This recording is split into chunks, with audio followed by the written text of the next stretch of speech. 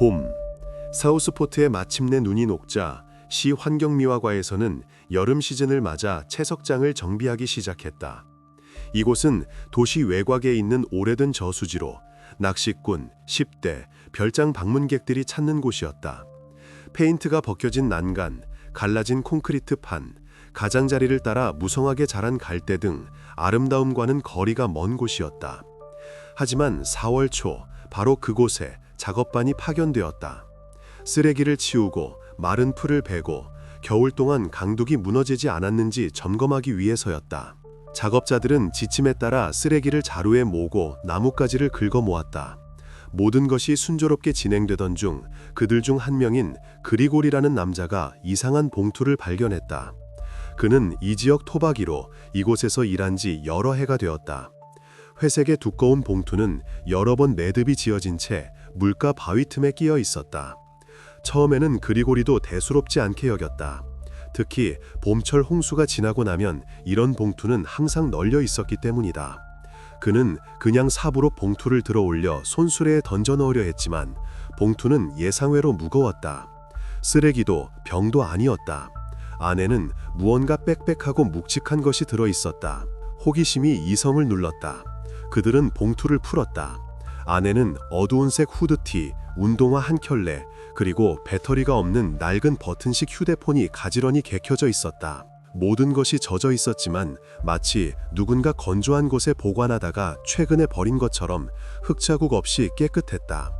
물건들은 쓰레기처럼 버려진 것이 아니라 누군가 보존하고 싶었던 것처럼 접혀 있었다. 열쇠나 신분증, 심지어 가게 영수증 같은 개인 소지품이 전혀 없다는 점도 이상했다. 오직 옷과 전화기, 그리고 작고 구겨진 종이 한 장뿐이었다. 첫눈에 봐도 물건들이 이곳에 오래 있었다는 것이 분명했다. 천은 색이 바랬지만 형태는 유지하고 있었다. 운동화는 낡고 닳았지만 마치 주인이 직접 벗은 것처럼 신발끈이 묶여 있었다. 전화기는 2000년대 후반 모델의 구식이었다. 뒷면 덮개의 페인트는 벗겨지고 본체는 습기 때문인지 약간 뒤틀려 있었다. 하지만 가장 흥미로운 것은 그 안에 있었다. 전문가가 본체를 열자 회로기판 사이에서 아주 작은 종이 조각을 발견했다.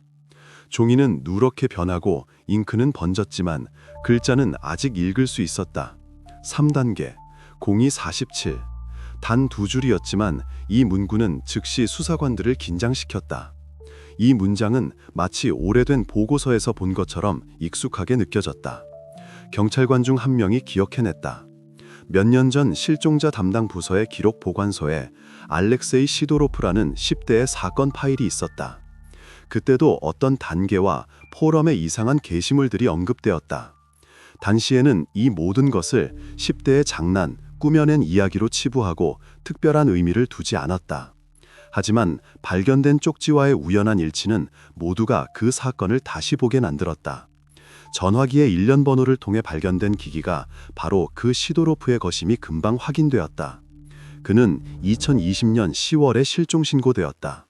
부모님에 따르면 그는 저녁에 친구들을 만난다며 집을 나섰다. 전화기는 9시경에 꺼졌다. 그 후로 그를 본 사람은 아무도 없었다. 수색은 몇 달간 계속되었지만 성과가 없었다. 당시에는 그가 자발적으로 가출했을 가능성이 있다고 결론 내렸다. 이제 그 가설은 무너졌다. 모든 정황은 물건들이 채석장에 최소 1년 이상 있었다는 것을 가리켰다. 옷은 사이즈와 상표가 일치했고 발견된 3단계라는 문구는 알렉세이가 실종 하루 전 비공개 온라인 채팅방에 썼던 메시지 내용과 일치했다. 수사관들은 대화 기록을 다시 찾아봤고 확인 사실을 발견했다. 거기에는 참가자들이 밤에 과제를 수행하고 결과를 기록하며 공동 채널에 사진을 보내는 어떤 게임이 언급되어 있었다. 초동 분석 결과 봉투는 끌린 흔적이나 주변의 신발 자국 없이 손으로 직접 놓아둔 것으로 나타났다. 즉, 누군가 나중에 이곳으로 가져왔다는 뜻이다.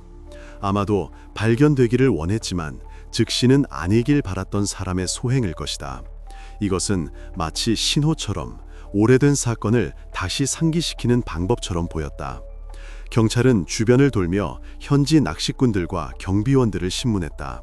아무도 수상한 것을 보지 못했다. 채석장에서 1km 떨어진 곳에 사는 한 남자만이 몇 주 전 밤에 찻소리를 들었다고 기억해냈다.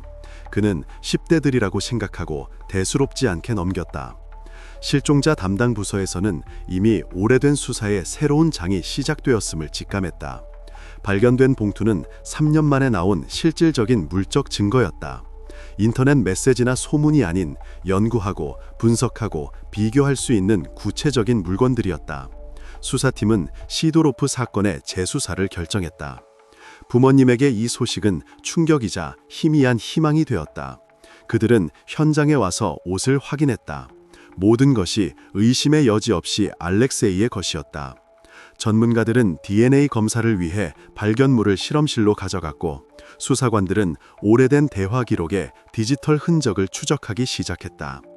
아직 공식적인 결론은 나오지 않았다. 하지만 도시에는 즉시 소문이 퍼지기 시작했다. 어떤 이들은 누군가 사건에 대한 관심을 다시 불러일으키기 위해 물건을 버렸다고 말했고, 다른 이들은 게임과 관련된 사람이 돌아오고 있다고 했다. 이렇게 채석장 강가의 평범한 봉투 하나가 무해해 보이는 인터넷 장난이 어디까지 갈 수 있는지에 대한 인식을 바꿔놓을 수사의 시작이 되었다.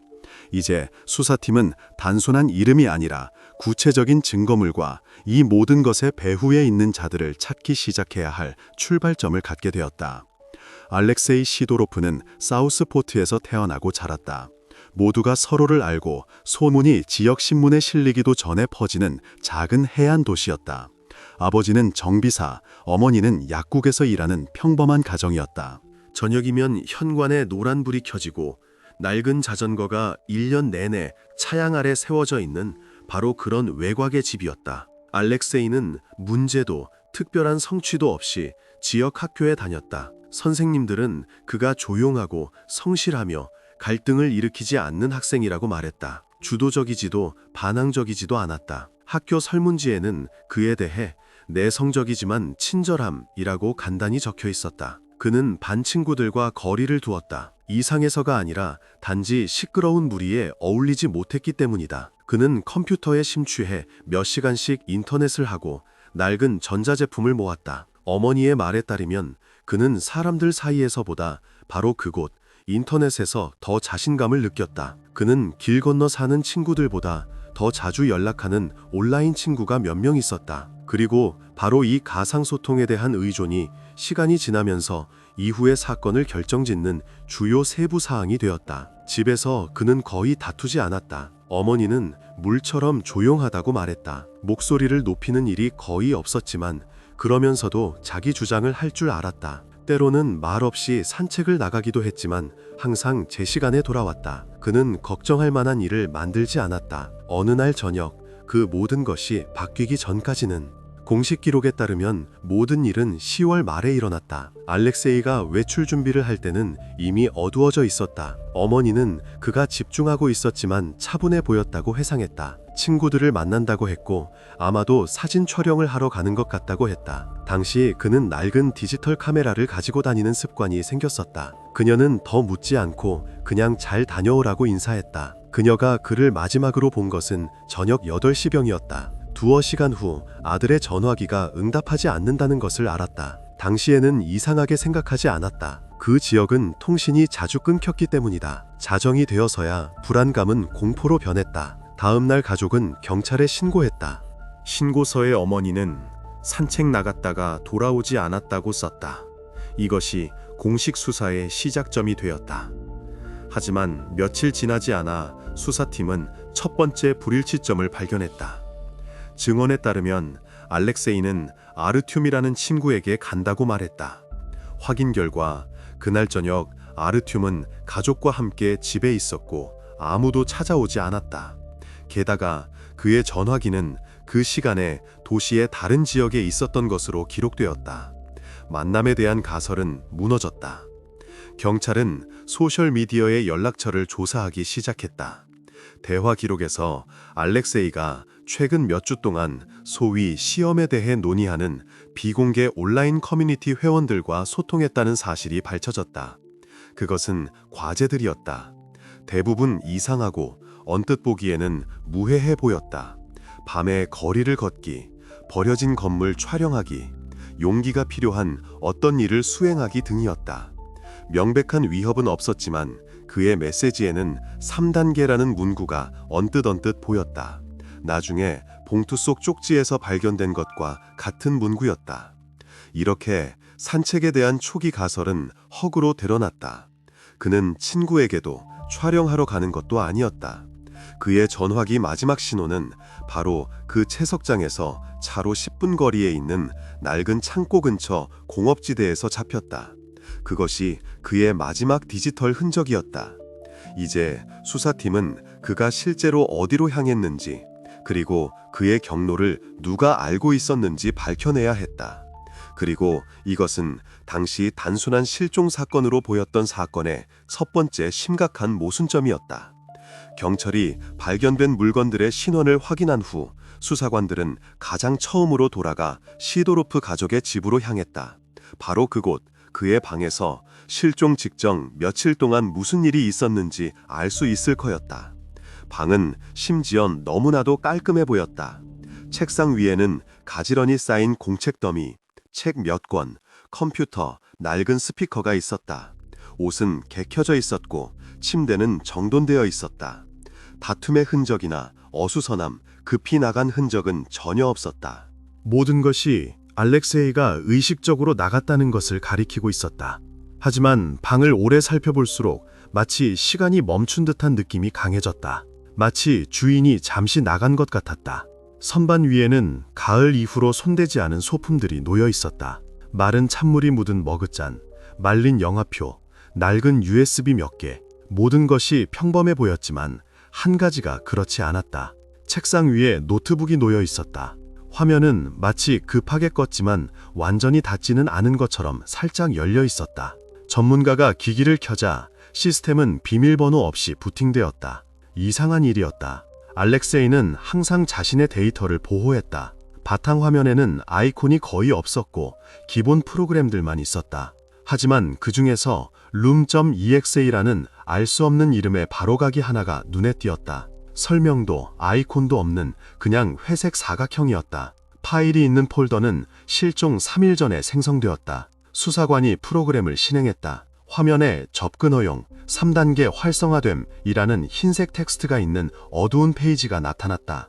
인터페이스도 메뉴도 없이 오직 이 문구와 소리뿐이었다. 숨소리나 멀리서 들리는 환풍기 소음 같은 조용하고 희미한 배경음이었다. 몇 초 후 화면은 꺼졌다. 사이버 보안 전문가들은 나중에 이것이 바이러스나 표준 응용 프로그램이 아니라고 결론 내렸다. 이 프로그램은 다크넷에서 흔히 사용되는 프로토콜을 사용하는 비표준 IP의 암호화된 서버에 연결되었다. 그 단계에서는 단지 이상한 발견으로 보였지만 나중에 바로 이것이 알렉세이가 어디로 사라졌는지 열쇠가 되었다. 브라우저 기록을 조사하자 더 많은 의문이 생겼다. 그는 일반 검색 엔진으로는 색인되지 않는 페이지들을 방문했다. 그곳에서는 단계, 관찰자, 조용한 방에 대해 논의되고 있었다. 이 모든 것이 어떤 게임의 일부처럼 들렸지만 아바타, 좋아요, 댓글 같은 익숙한 요소들은 없었다. 단지 메시지, 날짜, 좌표의 집합일 뿐이었다.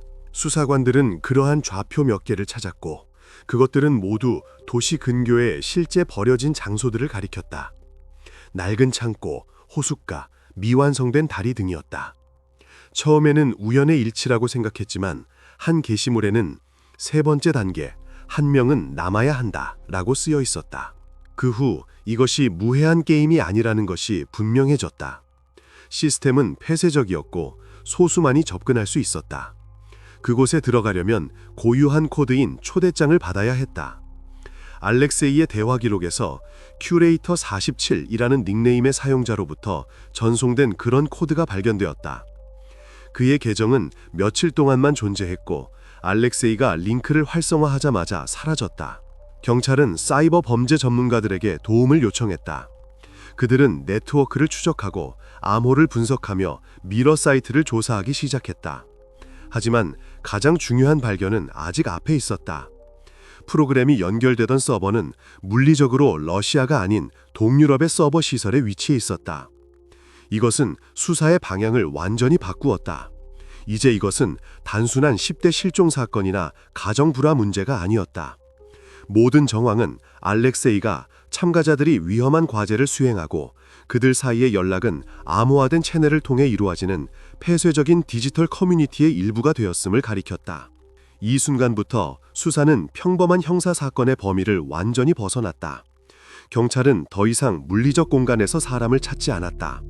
이제 그들은 디지털 공간에서 흔적을 찾으려 했다.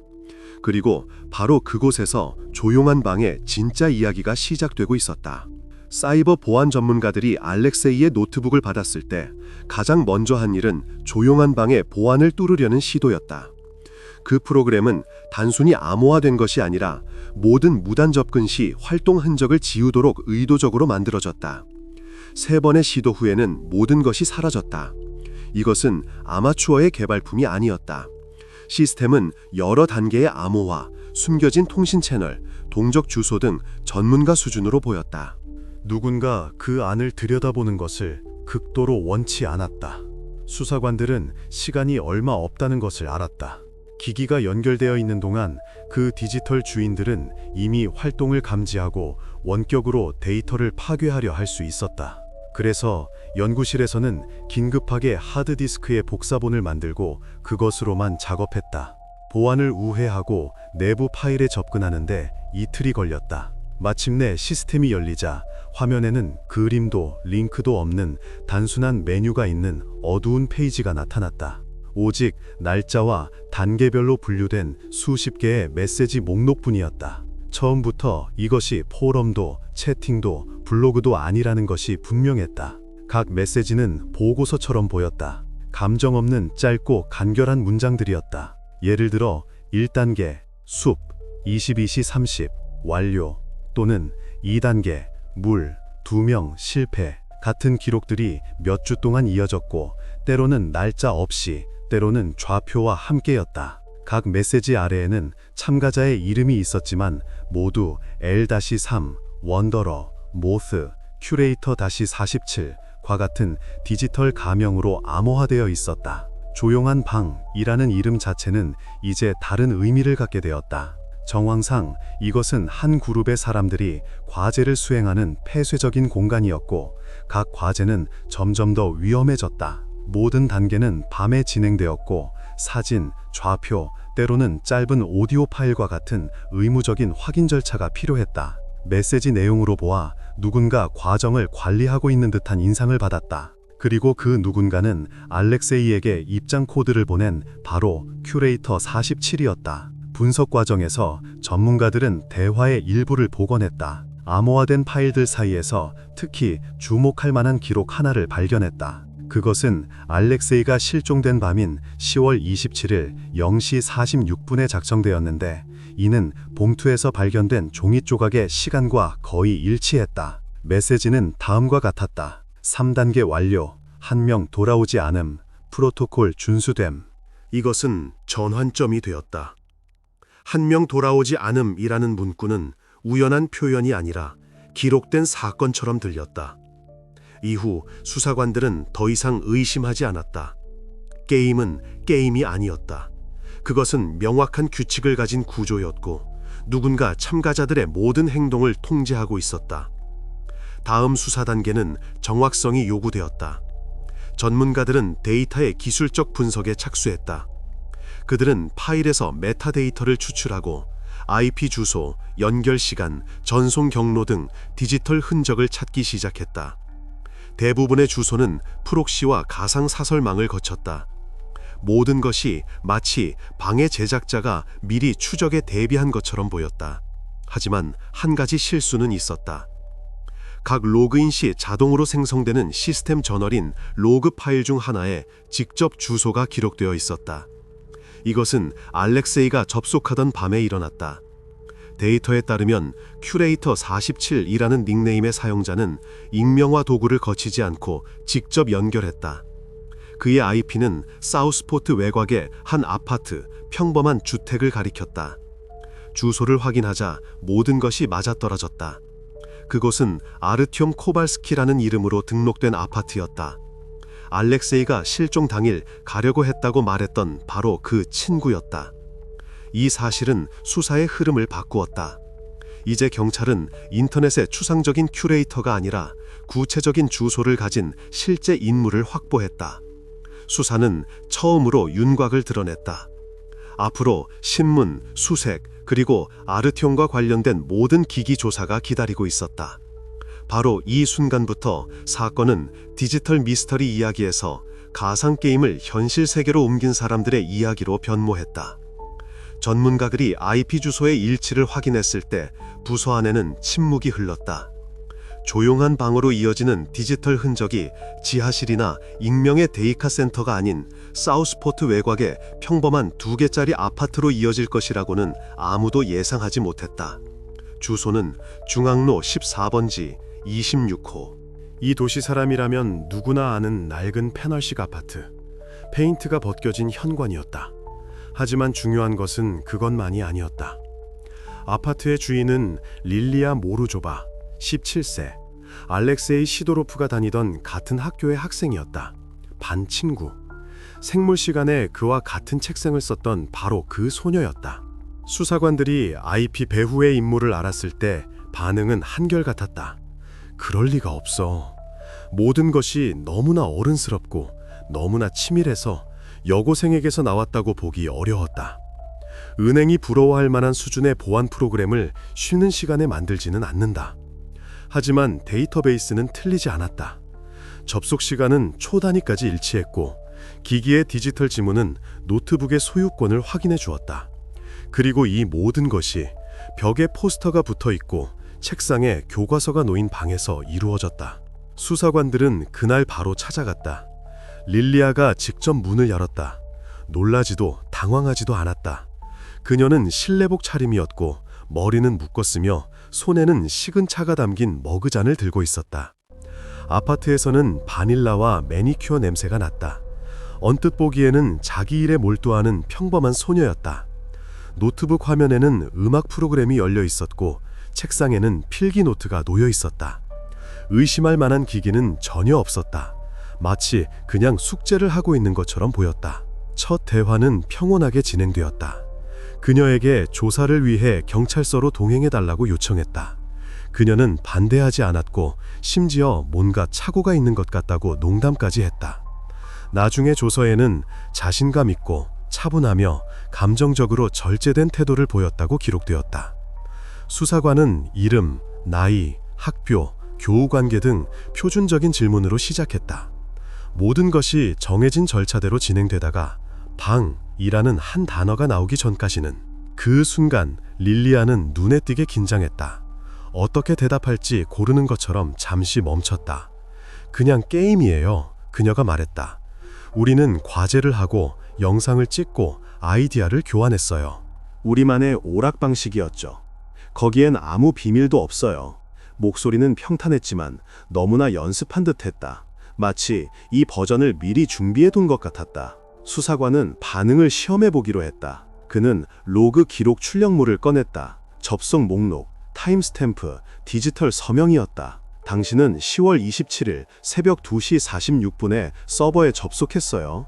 알렉세이가 실종된 시간과 일치합니다. 설명할 수 있나요? 릴리아는 눈도 깜빡이지 않았다. 아니요. 누가 제 와이파이를 썼을 수도 있죠. 아니면 노트북을요. 친구들이 자주 제 컴퓨터를 써요. 하지만 그 변명은 몇 분 만에 무너졌다. 수색 중에 압수한 그녀의 노트북에서 바로 그 파일 room.exe가 발견되었다. 그것은 명령주를 통해서만 접근할 수 있는 숨겨진 폴더에 있었다. 파일은 3번 활성화되었고 마지막은 알렉세이가 연락이 두절된 바로 그 밤이었다. 전문가들이 디스크를 복사하는 동안 분석가들은 암호화된 채팅의 대화 기록을 검토했다. 그녀의 프로필로 활동한 흔적이 있었다. 단순한 댓글이나 토론이 아니라 시간을 지켜, 그를 방해하지 마, 단계가 시작됐다와 같은 지시들이었다. 이 짧은 메시지들은 큐레이터 47이라는 사용자로부터 온 것이었다. 그리고 바로 이 닉네임으로 알렉세이는 조용한 방에 들어오라는 초대를 받았다. 그녀에게 이 문장들을 보여주자 그녀는 눈에 띄게 변했다. 시선을 피하기 시작했고 목소리는 더 작아졌다. 그가 말했다. 저는 아무도 강요하지 않았어요. 모두들 어떤 일인지 알고 있었어요. 그것은 변명이자 동시에 자백처럼 들렸다. 하지만 중요한 것은 그녀의 말이 아니라 세부 사항에 있었다. 전문가들은 큐레이터 47로부터 온 메시지들이 공용 서버가 아닌 바로 그녀에게 속한 특정 IP에서 직접 전송되었다는 점에 주목했다. 실수는 있을 수 없었다. 네트워크 장애, 인적 오류, 기술적 오차, 모든 가능성을 배제했다. 한 전문가는 짧게 말했다. 그녀는 플레이어가 아닙니다. 운영자입니다. 그 후 대화는 다른 차원으로 넘어갔다. 수사관들은 증언을 대조하기 시작했다. 알렉세이가 실종되기 일주일 전 릴리아는 반 친구들과의 대화를 포함해 거의 모든 소셜미디어 계정을 삭제한 것으로 밝혀졌다.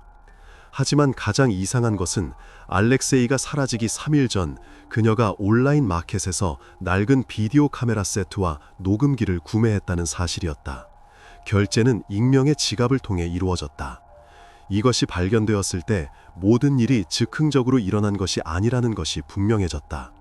누군가 미리 장소를 준비하고 참가자를 모으고 규칙을 정했다.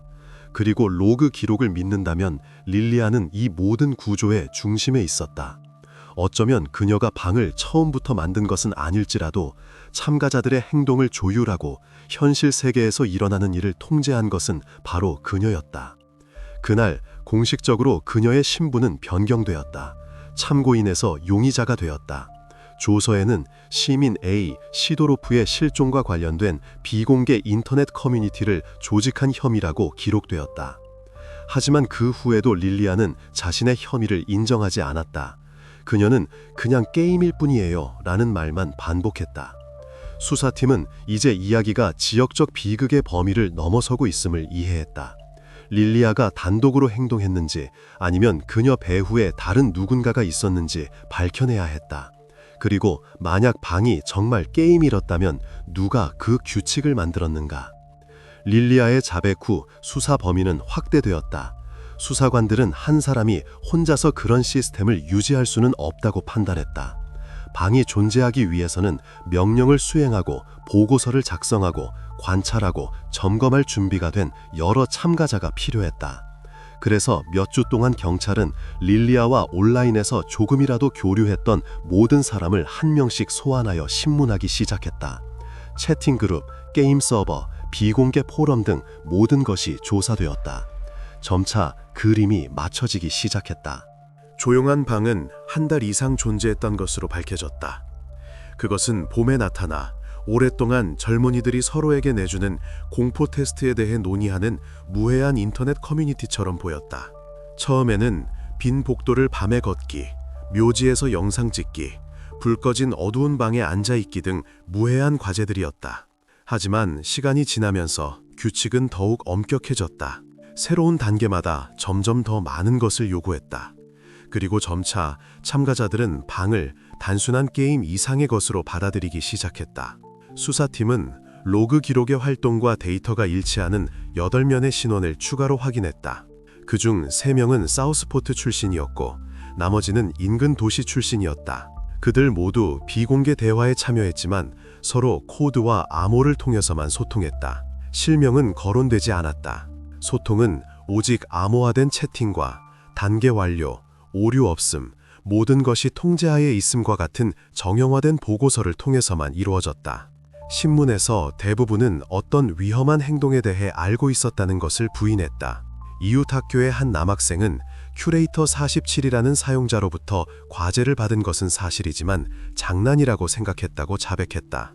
그의 말에 따르면 알렉세이가 사라지기 전까지는 아무도 그것을 심각하게 받아들이지 않았다고 했다. 그 일이 일어났을 때 그룹의 많은 이들이 그냥 채팅방을 나가고 계정을 삭제했다. 하지만 사건의 흐름을 바꾼 증언을 한 사람이 있었다. 그는 조용하고 내성적인 블라디슬라프 R이라는 청년으로 오랫동안 입을 열지 않다가 몇 시간 후에야 자백했다. 알렉세이가 실종되기 전날 밤 릴리아가 그에게 직접 메시지를 보냈다는 것이다. 3번째 단계를 도와달라고 요청했다. 당시에는 무슨 말인지 몰랐지만 이상한 세부사항을 기억했다. 그녀는 은화 일루브를 전달하는 것을 잊지 마 라고 말했다. 이 문구는 수사관들에게 처음에는 우연처럼 보였지만 블라드는 그것이 비유가 아니라고 덧붙였다. 그의 말에 따르면 방에는 시험을 통과한 사람이 참여를 증명하는 징표를 남겨야 한다는 규칙이 있었다. 각자 자신만의 징표가 있었다. 릴리아는 검은 구슬 팔찌, 블라드는 쇠 열쇠, 그리고 알렉세이는 오래된 은화 1루블이었다. 1912년이 새겨진 동전이었다. 블라드는 알렉세이가 대화 중에 사진을 보여주어 그것을 본 적이 있다고 주장했다. 이 루블은 전환점이 되었다. 이전까지 모든 수사는 로그, IP 주소, 대화 기록 등 디지털 증거를 중심으로 전개되었다. 이제는 현실에 존재할 수 있는 물리적인 물건이 나타났다. 만약 동전이 정말 알렉세이에게 있었다면 그것을 찾을 수 있다는 의미였다. 그리고 이것은 방과 실종 사이의 직접적인 증거였다. 수사관들은 시도르프 가족 아파트의 초기 수색 기록을 다시 확인했다. 보고서에는 주머니 속 잡동사니, 전화기, USB, 펜던트가 달린 체인이라고 적혀 있었다. 하지만 증거물 중에 동전은 없었다. 그래서 재수색을 하기로 결정했다. 전문가 팀이 현장으로 돌아왔다. 수색은 1cm 단위로 꼼꼼하게 진행되었다. 걸레바지를 떼어내고 환기구를 확인하고 심지어 낡은 신발과 학용품 상자까지 다시 살펴보았다. 그리고 마지막에야 옷장 아래 먼지 더미 속에서 작은 금속 케이스를 발견했다. 안에는 약간 검게 변했지만 주조 연도가 선명한 바로 그 은화 1루블이 들어있었다. 상자 뚜껑에서 지문이 발견되었는데 알렉세이의 것이 아니었다. 나중에 감식을 통해 릴리아 모로조바의 지문과 일치한다는 사실이 밝혀졌다. 이것은 그녀를 실종 사건과 직접적으로 연결하는 첫 번째 물적 증거가 되었다. 이제 수사팀은 단순한 디지털 혐의가 아닌 물적 증거를 갖게 되었다. 기기 메모리에서 삭제하거나 프록시를 통해 지울 수 없는 사실이었다. 발견된 동전은 다음 수사 단계, 즉 모로조바의 아파트를 재수색하고 공포 테스트라는 전설 뒤에 숨겨진 것을 찾는 열쇠가 되었다. 동전이 발견된 후 수사관들은 릴리아의 알리바이를 확인하기로 했다. 그때까지 그녀는 알렉세이가 실종된 밤에 집에 있었고 자정쯤 잠자리에 들었다고 주장했다. 그녀의 말에 따르면 그와의 연락은 그가 연락두절되기 훨씬 전에 끊겼으며 자신은 이 일과 아무런 관련이 없다는 것이었다. 모든 것이 논리적으로 보였지만 한 가지 하지만이 있었다. 도시의 감시 카메라는 사람의 거의 모든 발걸음을 기록한다는 점이다. 조사는 그녀의 집에서 버스 정류장까지의 경로에서 시작되었다. 이웃 가게의 카메라가 검은 재킷을 입고 후드를 쓴 여성을 포착했다. 시간은 23시 41분. 다른 거리의 다음 화면에는 00시 07분에 나타난다. 이것은 그녀가 주장한 것보다 이미 1시간 이상 늦은 시간이었다. 여성은 동행 없이 빠르게 걸으며 알렉세이의 물건이 나중에 발견된 낡은 공원 쪽으로 향하고 있었다. 첫 신문에서 릴리아는 집 밖으로 나가지 않았다고 말했다. 그녀에게 영상을 보여주자 눈에 띄게 긴장했다. 처음에는 부인하다가 나중에는 그냥 산책하러 나갔을 수도 있다고 말했다. 불안해서 잠을 잘 수 없었어요. 그녀가 말했다. 하지만 녹화된 영상은 그녀가 목적을 가지고 걷고 있음을 보여주었다. 잠 못 이루는 산책처럼 느리거나 생각 없이 걷는 것이 아니라 마치 어디로 가는지 정확히 아는 것처럼 빠르고 자신감 있게 걷고 있었다. 그뿐만이 아니었다. 공원 입구의 카메라는 그녀가 가로수길을 건너 호수로 이어지는 오솔길 쪽으로 방향을 트는 것을 포착했다. 그 후 그녀는 거의 40분 동안 시야에서 사라진다. 그리고 00:52분에 같은 카메라에 다시 나타나는데 이제는 반대 방향으로 걷고 있다. 얼굴은 지쳐 보이고 걸음걸이는 힘든 대화나 경험을 겪은 후 돌아오는 사람처럼 불안정했다. 수사관들은 경로를 확인하기 위해 그녀의 전화기 데이터를 요청했다. 하지만 로그 기록에는 이상한 점이 있었다. 마지막으로 저장된 좌표는 22시 47분에 기록됐는데, 즉 집을 나서기 거의 1시간 전이었다. 그 후로는 완전한 침묵이었다. 단순히 신호가 없는 것이 아니라 의도적으로 위치 정보를 끄고 이동 기록을 삭제한 것이었다. 디지털 보안 전문가들이 분석을 수행했다. 전화기 데이터는 수동으로 삭제된 것으로 밝혀졌다. 그것도 우연히 청소할 때처럼 부분적으로가 아니라 다음 날 아침에 이미 실행된 공장 초기화를 통해 완전히 삭제되었다. 시스템은 기기가 노트북에 연결되었고 포맷 절차가 시작되었으며 그 후 모든 활동 기록이 완전히 삭제되었음을 보여주었다. 수사팀에게 이것은 전환점이 되었다. 이전까지는 대화 기록, 동전, 로그 일치 등 간접적인 증거뿐이었다. 하지만 이제는 데이터를 적극적으로 은폐했다는 증거가 나타났다. 죄책감을 느끼지 않는 사람은 자신의 디지털 흔적을 파괴하지 않는다. 릴리아를 다시 신문에 소환했을 때 그녀에게 거리 카메라 출력물과 전문가 보고서를 제시했다. 수사관은 차분하게 말했다. 당신 전화기는 오전 9시에 초기화되었습니다. 왜 그랬는지 설명할 수 있나요? 그녀는 오랫동안 침묵했다. 그러다 대답했다. 그냥 멈춰서 초기화했어요.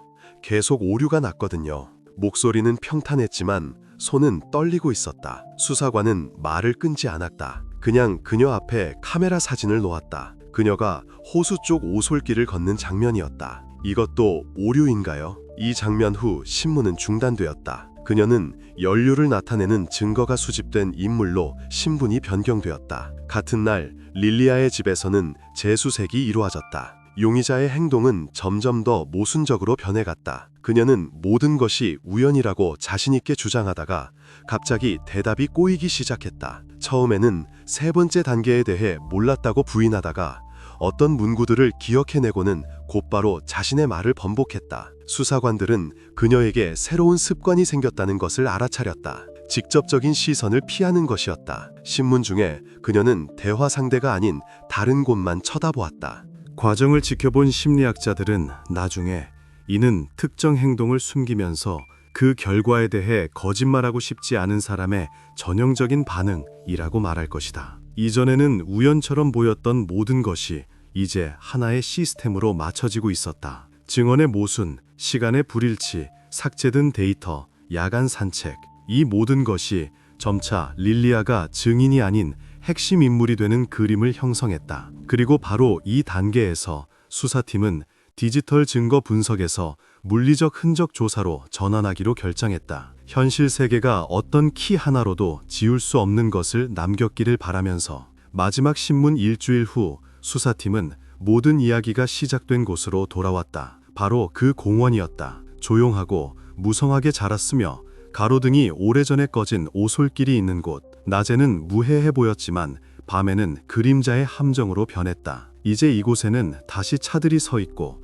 전문가들이 분주하게 움직이며 장비를 펼쳤다. 돌아온 이유는 경찰견 팀의 보고서 때문이었다. 알렉세이의 개인 소지품에서 채취한 냄새 분석 결과에 따라 수색견과 함께 수색을 진행하기로 결정했다. 수사관들은 두 번째 기회는 드물다는 것을 알았다. 첫 번째 수색에서는 구체적인 것을 찾지 못했다. 당시에는 강가의 덤불, 낡은 정자, 오솔길을 따라 명백한 장소들을 찾았다. 하지만 증언과 카메라 경로를 믿는다면 릴리아는 더 멀리 주된 길이 아닌 협곡을 따라 무성한 공터 쪽으로 갔다. 바로 그곳으로 수색견을 보냈다. 날씨는 우울했다. 축축한 공기, 가을 흙과 젖은 잎사귀 냄새. 경찰견 조련사가 앞에서 팽팽하게 당겨진 목줄을 잡고 걸었다. 수색견은 흔적을 따라 찾는 훈련을 받은 젊은 셰퍼드로 자신 있게 움직였다. 마치 어디로 가야 할지 아는 것처럼 빠르게 걸었다. 수사관들은 서로를 쳐다보았다. 우연이라고 하기에는 너무나 목표 지향적인 움직임이었다. 공터로 가는 도중에 수색견이 갑자기 멈춰서서 으르렁거리며 낡은 나무 뿌리 근처의 땅을 파기 시작했다. 언뜻 보기에는 특별할 것 없는 장소였지만 자세히 보면 흙이 약간 더 어둡고 이끼가 흐트러져 있었다. 마치 최근에 누군가 그것을 제자리에 되돌려 놓으려 한 것처럼. 조련사가 전문가를 불렀고 작업이 시작되었다. 삽이 젖은 땅에 파고들었다. 각 타격은 마치 그 아래에 무거운 무언가가 숨겨져 있는 것처럼 둔탁하게 울렸다. 주변에는 긴장된 침묵이 흘렀다. 모두가 지금 그들이 처음부터 찾고 있던 답을 발견하게 될 것이라는 것을 알았다. 시간은 끝없이 길게 느껴졌다. 마침내 금속 물체가 삽 끝에 긁히는 소리가 났다. 검고 젖은 배낭을 꺼냈다. 낡고 천이 해지고 지퍼가 망가진 배낭이었다. 어깨끈에는 AS라는 이니셜이 적힌 꼬리표가 있었다. 첫 글자를 보고 바로 알렉세이의 것임을 알았다. 안에서는 몇 가지 물건이 나왔다. 휴대용 팔찌, 붉은 리본 조각, 작은 손전등, 그리고 수첩이었다. 다른 물건들과 달리 그것은 마치 누군가 습기로부터 특별히 보존하고 싶었던 것처럼 비닐봉지에 쌓여 있었다. 수사관은 조심스럽게 수첩을 꺼내 첫 페이지를 넘겼다. 글씨체는 마치 무릎 위에 놓고 쓴 것처럼 고르지 않았다. 몇 페이지는 비어 있었지만 그 뒤에는 날짜, 문구, 단편적인 문장 등 짧은 메모들이 나타났다. 이것은 개인 일기였다. 그리고 나중에 밝혀졌듯이 알렉세이가 아닌 릴리아의 것이었다. 일기는 단순한 수첩이 아니었다. 그 안에는 조용한 방 참가자들이 받은 과제들이 기록되어 있었다. 처음에는 시험 통과하기, 글을 관찰하기, 지시대로 하기와 같은 간단한 내용이었다. 하지만 끝으로 갈수록 기록은 더 불안해졌다. 그중 하나에는 실종 당일과 일치하는 날짜가 적혀 있었다. 그가 동의했다. 단계가 시작됐다. 결말이 있어야 한다. 그렇지 않으면 모든 것이 헛수고다. 이 문장 아래에는 가운데 선이 그어진 원과 같은 이상한 기호가 있었다. 전문가들은 모든 페이지에 사본을 만들었다. 추가 해독 결과 일기는 릴리아가 모든 단계, 모든 대화를 기록한 일종의 행동 일지였다는 것이 분명해졌다. 어떤 줄은 낡은 나무 아래에서 만나기, 늦지 않기, 동전 돌려받기와 같은 메모처럼 보였다. 이 모든 것은 블라드가 은화 일루블에 대해 한 증언과 일치했다. 맨 아래 마지막 페이지에는 나중에 수사관들이 사건의 전환점이라고 부를 문단이 있었다. 거기에는 이런 기록이 있었다. 그는 이 모든 것이 왜 필요한지 이해하지 못했다. 너무 순진했다. 너무 늦기 전에 끝내야 한다. 그 뒤에는 빈 공간이었다. 마치 사람이 생각을 다 쓰지 못한 것처럼. 이 발견은 모든 것을 바꾸었다. 그때까지 수사팀은 수많은 증거를 가지고 있었지만 모두 해석이 필요했다. 하지만 여기에는 그녀 자신의 손, 그녀의 필체, 그녀의 자백이 있었다. 비록 간접적이지만 의미상으로는 명백했다. 이제 사건은 단순한 인터넷 게임 이야기가 아니었다. 그것은 게임이 현실의 경계를 넘어선 이야기로 변하고 있었다. 감정 후 배낭과 일기는 핵심 물적 증거가 되었다. 전문가들은 표지에서 릴리아의 신발에서 채취한 샘플과 동일한 토양 입자를 발견했다. 그리고 페이지 아래 손가락 자국에서는 그녀의 집에 있던 것과 일치하는 크림 미세 입자를 발견했다. 이 모든 것이 발견된 물건을 용의자와 직접적으로 연결했다. 릴리아에게 발견 사실을 알렸을 때 그녀는 처음으로 대답하지 않았다. 그저 한 곳을 응시하며 침묵했다. 수사관은 나중에 그 순간 그녀의 표정이 이야기가 더 이상 자신의 손에 있지 않다는 것을 깨달은 사람의 표정이라고 말했다. 이제 수사팀은 그녀의 참여를 확인하는 것뿐만 아니라 그녀가 일기에 쓴 그 이상한 결말 뒤에 무엇이 있었는지 밝혀내야 했다. 그리고 마지막 기록 아래에 남겨진 그 기호, 선이 그어진 원이 실제로 무엇을 의미했는지. 배낭과 일기가 발견된 후 전문가들은 가장 꼼꼼한 단계인 실험실 분석에 착수했다. 이런 사건에서 이것은 결정적인 순간이다. 종이, 천, 미세입자, 지문 등 세부 사항에 빛을 비출 수 있는 모든 것이 철저히 조사된다. 때로는 바로 그런 사소한 것들이 전체 가설을 무너뜨리거나 확인시켜준다. 작업은 가장 명백한 것, 즉 지문 감식부터 시작되었다. 배낭 표면에서 세 사람의 지문이 발견되었다. 첫 번째는 알렉세이의 것으로 예상했던 대로 그의 물건이었다. 두 번째는 릴리아 모로조바의 것이었다. 모든 주요 지점에서 일치하여 의심의 여지가 없었다.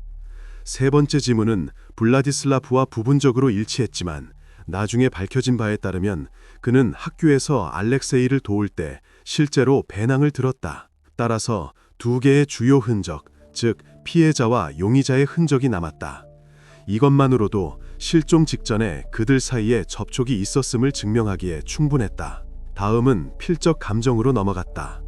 전문가들은 일기 속 필체와 릴리아의 학교 공책에서 얻은 샘플을 비교했다. 분석은 3일간 계속되었다. 결과는 망설임 없이 다음과 같았다. 필체는 동일하며 한 사람의 것일 확률이 매우 높다. 심지어 필압의 특징도 일치했다. 신경질적이고 끌어지고 고르지 않은 선들이었다. 필적 감정가는 저자가 감정적인 긴장 상태에서 글을 썼으며 이는 기록 작성 시 스트레스 상태에 있었음을 말해준다고 지적했다. 다음 단계는 미세 흔적 분석이었다. 여기서는 보석 세공과 같은 정밀함이 요구되었다. 일기가 들어있던 봉투 안쪽 표면에서 전문가들은 크림과 먼지의 미세 입자를 발견했다. 분석 결과 희귀한 향료가 첨가된 실리콘 기반의 성분이 밝혀졌다. 이 동일한 성분은 릴리아의 방에 있던 병에서도 발견되었다. 이것은 단순한 가능성이 아니라 절대적인 일치였다. 이것은 바로 그녀가 숨기기 전에 수첩을 포장했다는 것을 증명했다. 이런 결과만으로도 결론은 명백해 보였다. 하지만 전문가들은 더 나아가 배낭 바닥에 붙어있던 흙을 조사했다. 바로 이 순간부터 수사는 새로운 차원으로 접어들었다. 언뜻 보기에는 그냥 진흙이지만 범죄학에서 흙의 성분은 지문과 같다. 각 지역은 광물, 습도, 식물 잔해의 조합 등 고유한 프로필을 가지고 있다. 현미경으로 전문가들은 샘플에 건축용 모래와 레커 흔적이 섞인 희귀한 화강한 미세 입자가 존재함을 확인했다.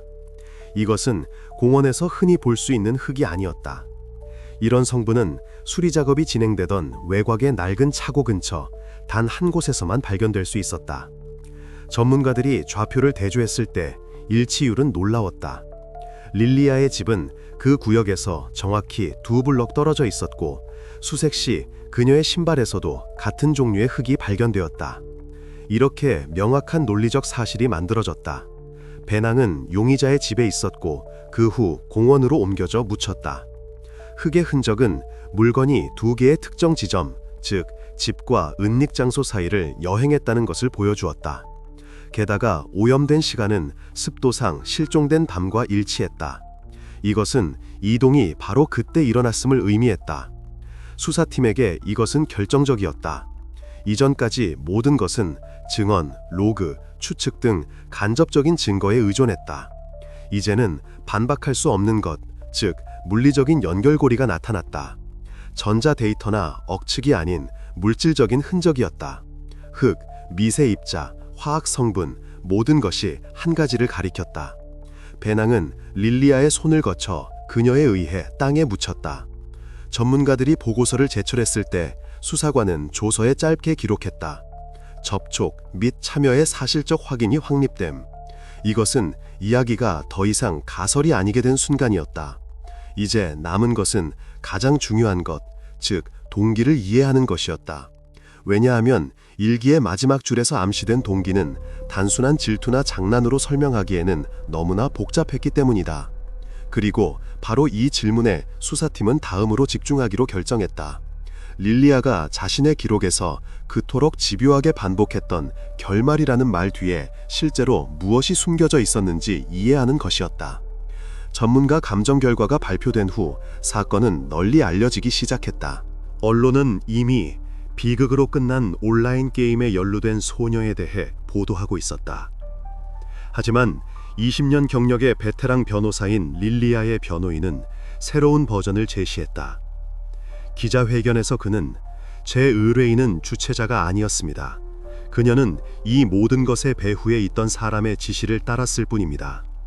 참가자들은 그를 그림자라고 불렀습니다. 라고 밝혔다. 이 발언은 미디어계를 뒤흔들었다.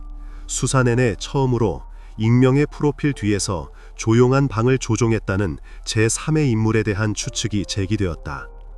변호인 측에 따르면 릴리아는 결과를 이해하지 못한 채 게임에 끌려 들어간 졸에 불과하며 그림자는 시나리오를 쓰고 지시를 내리고 시험을 지정한 인물이라는 것이었다.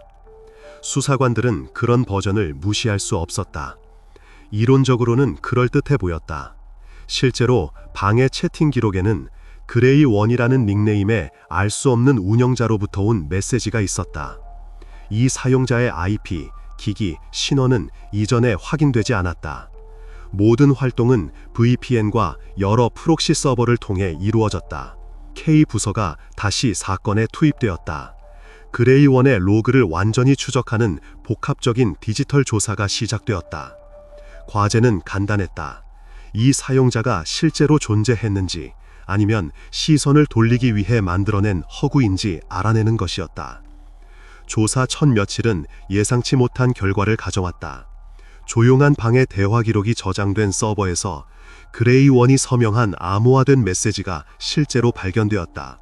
더욱이 메시지 전송 시간은 시험 시작, 세 번째 단계 지정 등 주요 사건과 일치했다.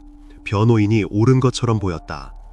배후의 실세에 대한 가설이 갑자기 설득력 있게 보이기 시작했다. 하지만 곧 기술 감정에서 이상한 점이 드러났다. 시스템은 그레이원의 일부 메시지 게시 시간이 다른 계정인 마리나 W의 활동 시간과 일치한다고 표시했다. 즉, 두 사용자가 단지 다른 세션에서 동일한 기기로 작업했다는 것이다. 전문가들은 이것이 오류가 아닌지 확인하기로 했다. 그들은 통신사를 통해 인증 체인을 복원했다. 데이터는 일치했다. 동일한 노트북, 동일한 맥 주소, 접속은 릴리아 모로조바의 이름으로 등록된 동일한 와이파이 공유기에서 이루어졌다. 더욱이 두 프로필의 활동 시간은 때때로 몇 초 동안 겹쳤다. 마치 한 사람이 탭을 전환하는 것과 같았다. 수사관들이 대화 기록을 다시 검토했을 때 그림자가 인터넷의 미스테리한 남자가 아니라는 것이 명백해졌다. 바로 그녀 자신이었다. 릴리아는 다른 참가자들을 조종하고 게임에 신비감을 부여하기 위해 두 번째 사용자를 만들었다. 바로 이 이름으로 그녀는 마치 누군가 위에서 지시를 내리는 것처럼 지시와 과제를 썼다. 이렇게 그녀는 자신을 개인적으로 아는 사람들조차 모르게 그림자 속에 머물며 전체 과정을 통제했다. 수사에 참여한 심리학자들은 나중에 이런 행동이 통제 콤플렉스를 가진 사람들에게서 전형적으로 나타난다고 말할 것이다. 그들은 자신의 행동을 정당화하기 위해 외부 힘의 환상을 만들어낸다. 본질적으로 그레이원은 공범이 아니라 투영이었다. 그것은 릴리아가 죄책감으로부터 자신을 숨기기 위한 가면이었다.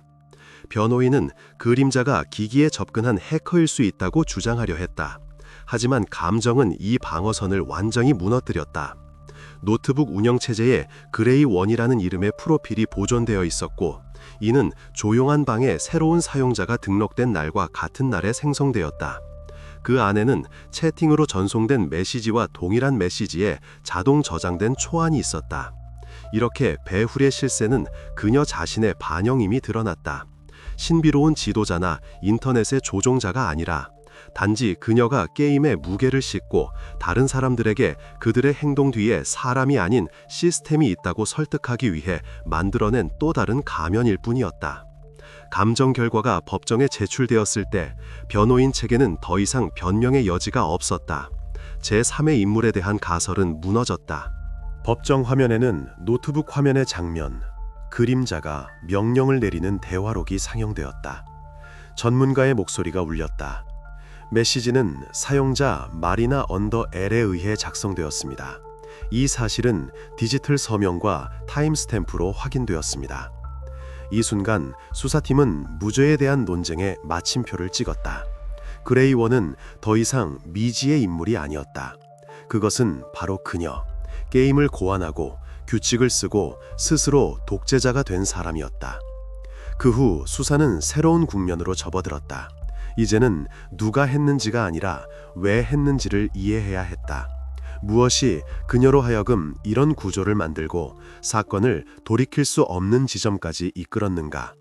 수사관들은 그녀가 그림자가 되기로 결심했을 때 그녀의 머릿속에서 정확히 무슨 일이 일어나고 있었는지에 대한 답을 줄 것이라 기대하며 심리 감정을 준비하고 있었다. 수사팀이 릴리아가 그림자의 배후에 있었다는 것을 증명한 후 그녀의 과거를 조사하는 새로운 단계가 시작되었다. 이런 사건은 결코 단독으로 다루어지지 않는다.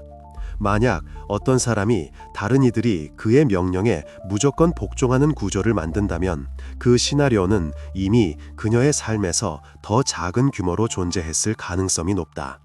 수사관들은 오래된 행동 패턴이 반복되고 있는 것은 아닌지 알아보기 위해 기록 보관소를 뒤졌다. 조사는 데이터베이스 확인부터 시작되었다. 학교, 사회복지기관, 지역 경찰 보고서에 대한 요청 등 표준적인 절차였다. 초기 결과는 평온해 보였다. 위법 행위, 징계 사건, 불만 사항은 없었다. 겉보기에는 완벽한 이력이었다.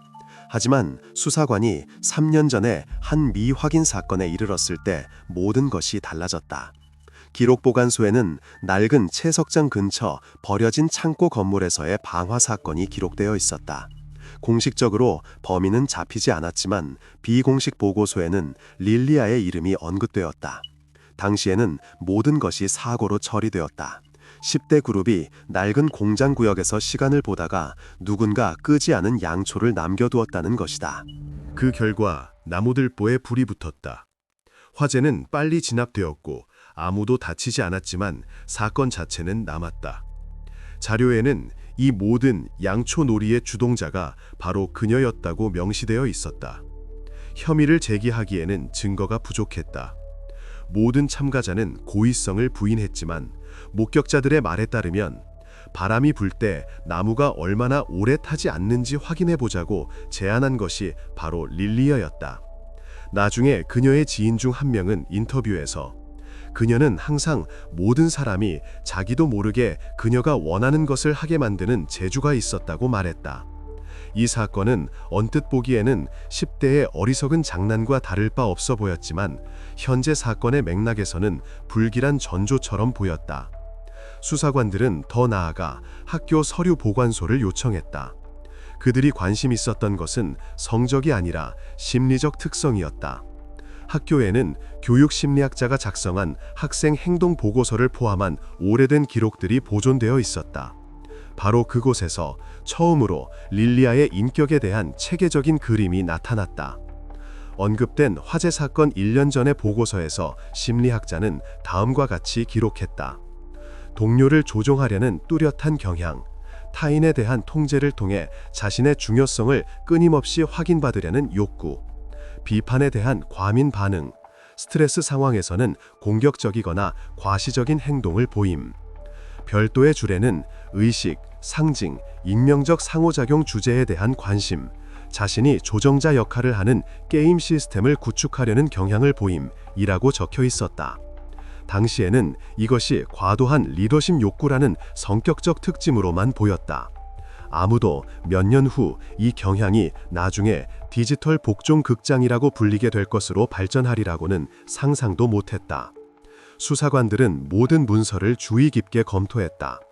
거기에는 직접적인 의미의 공격성에 대한 언급은 단 하나도 없었지만 권력과 통제에 대한 갈망에 대한 언급은 많았다.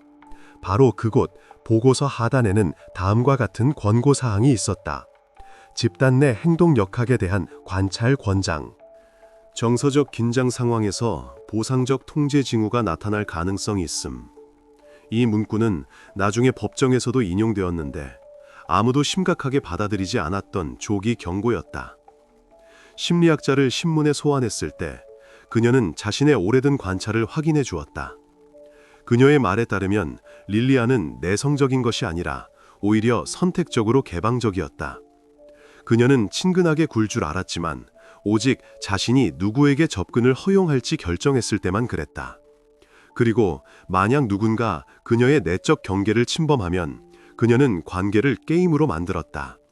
심리학자는 이것을 시험을 통한 감정적 통제 모델로 묘사했다. 즉, 상대방을 시험하는 상황을 만들어 누가 포기하고 누가 견디고 누가 복종하는지 확인하는 것이었다. 조용한 방에서의 행동이 즉흥적인 것이 아니었다는 것이 분명해졌다. 그것은 학교에서 시작된 그 노선의 논리적인 연장선이었다. 그림자는 가면이 아니라 도구였다. 손이 닿지 않는 곳에 머물면서 사람들을 조종하는 방법이었다. 이 데이터는 심리 감정의 기초가 되었다. 자료를 검토한 정신과 의사들은 릴리아의 행동 기저에 상황과 사람에 대한 강박적인 통제 욕구가 있었다는 결론에 도달했다. 수사팀에 제출된 보고서에는 지배에 대한 보상적 의존성, 사회적 관계의 파괴적 모델링, 자신이 만든 구조를 통해 타인의 행동을 관리하는 데에 대한 집착과 같은 표현이 등장했다. 본질적으로 그녀는 모든 것이 자신의 규칙에 종속되는 세계를 만들었다. 그리고 알렉세이가 게임에서 나가려고 했을 때 이 세계가 무너지기 시작하자 그녀의 내적 통제 상실에 대한 두려움은 행동으로 옮겨졌다. 바로 이 동기가 전체 이야기를 이해하는 열쇠가 되었다. 질투도 우연도 아닌 바로 자신이 자신의 프로젝트라고 생각했던 것에 대한 권력을 잃을까 하는 두려움이었다. 그 후 수사팀은 용의자의 심리적 프로필을 최종적으로 구축했다. 그녀에게는 충동적인 폭발이 없었다. 오히려 모든 것이 일관되고 체계적으로 일어났다. 그녀는 분노에서 행동한 것이 아니라 시작한 것을 끝내야 한다는 신념에서 행동했다. 이제 수사관들은 누구를 상대하고 있는지 이해했다. 이것은 단순한 게임 참가자가 아니라 조용한 방이 현실을 조종하는 수단이 된 사람이었다. 그리고 그들 앞에는 가장 어려운 부분, 즉 그녀로부터 자백을 받아내는 일이 기다리고 있었다. 신문은 아침으로 예정되었다. 사무실은 너무나도 조용했다. 빈 공간에서 느껴지는 그런 고요함이 아니라 마치 공기 자체가 일어나는 일을 지켜보는 듯한 팽팽하고 빽빽한 침묵이었다. 수사관 앞 책상에는 가지런히 정리된 서류철, 출력물, 사진들이 놓여 있었다. 모든 준비는 끝났다. 이제 그녀에게 보여주기만 하면 되었다. 완성된 퍼즐을. 릴리아는 수갑 없이 방으로 들어왔다. 그녀는 차분하고 약간 지쳐 보였지만 절제된 모습으로 걸었다. 마치 신문실이 아닌 도서관에 온 것처럼 똑바로 앉아 손을 모으고 시선은 책상에 고정했다. 어떠한 감정도 드러내지 않았다. 수사관은 말없이 녹음기를 켜고 조서를 작성하기 시작했다. 이 순간부터 즉흥적인 연기가 허용되지 않는 게임이 시작되었다. 처음에는 그는 아무 말도 하지 않았다. 그저 그녀 앞에 사진들을 펼쳐놓았다. 배낭, 일기, 조용한 방 대화 기록 출력물, 그리고 필적 감정서 출력물. 그는 완전히 일치함이라는 단어를 강조했다. 그 다음은 그레이원의 활동 기록이 담긴 USB. 그는 마치 체스 게임에서 수를 두듯 각 증거를 하나씩 따로 놓았다. 큰 소리로 비난하지도 압박하지도 위협하지도 않았다. 오직 사실뿐이었다. 이 모든 것이 확인되었습니다. 그가 마침내 입을 열었다. 이 모든 것은 당신입니다. 릴리아는 고개를 들어 그를 똑바로 쳐다보았다. 도전적이지도 당황하지도 않았다. 그저 말없이, 마치 그것은 이미 중요하지 않다는 듯이. 수사관은 잠시 말을 멈췄다. 이런 경우 침묵은 무기다. 그것은 길게 이어지며 주변을 가득 채우고 맞은편에 앉은 사람을 발가벗겨진 듯 느끼게 만든다. 하지만 그녀는 흔들리지 않았다. 시간은 흘러갔다. 아무 말도 없었다. 수사관이 자세를 바꾸자 들리는 희미한 환풍기 소음과 나무에 펜이 긁히는 소리뿐이었다. 그는 압박이 통하지 않을 것이라고 생각했다. 그녀의 통제 유형은 감정적인 것이 아니라 이성적인 것이었다. 그런 벽을 뚫으려면 부수는 것이 아니라 발 디딜 곳을 없애야 했다. 그래서 그는 전술을 바꿨다. 우리는 한 가지를 제외하고 모든 것을 찾았습니다. 그가 차분하게 말했다. 은화 일루불입니다.